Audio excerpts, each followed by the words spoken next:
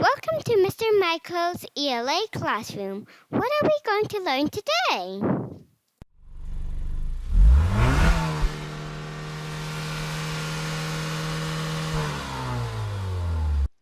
Assalamu alaikum, students. Today we will investigate what figurative language is. We will then review two different types of figurative language, and then we're going to learn how we can use figurative language in the body of our essays. So what is figurative language? Figurative language is when you use a word or phrase that does not have its normal everyday meaning. Figurative language is used to describe things using more imagery. In short, it helps you make a brighter, more interesting picture in your head. So there are two types of figurative language. They are metaphor and simile. There are others, but we will cover them later. So these two will help us describe things with more detail, helping the reader, i.e. me, make mental pictures in their heads so they understand better. And it can also get you more marks on the school-wide right because it is part of the rubric. So a metaphor. A metaphor is a direct comparison, which is not really true. It suggests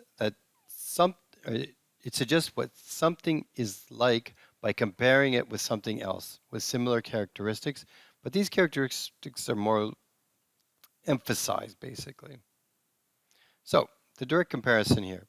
The boy is a monkey. He may be acting like a monkey, but I am going to say that boy is a monkey.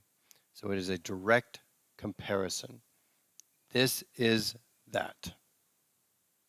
Now a simile is a little bit different. It's when you compare two different things, but this time you're using like or as.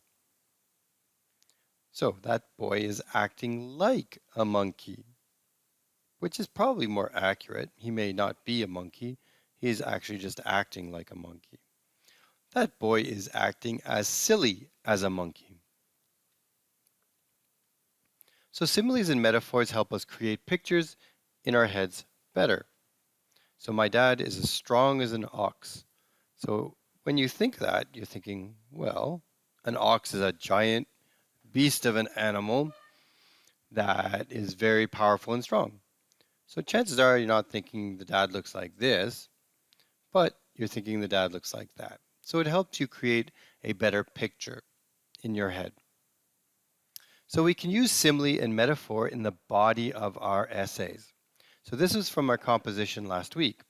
The watch is brass colored and has a large black hour/minute hand. The clock face is pure white.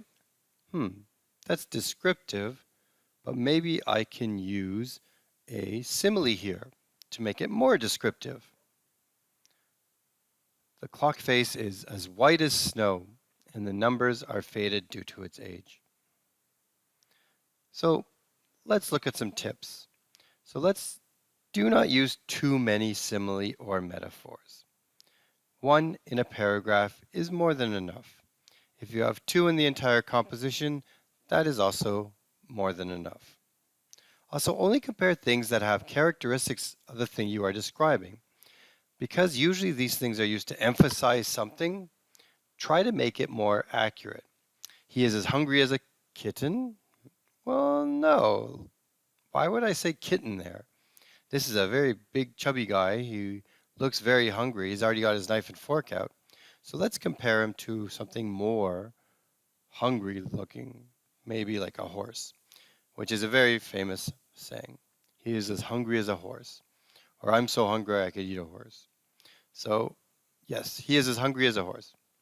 That's all for today. Get the quiz done. I'll see you in class.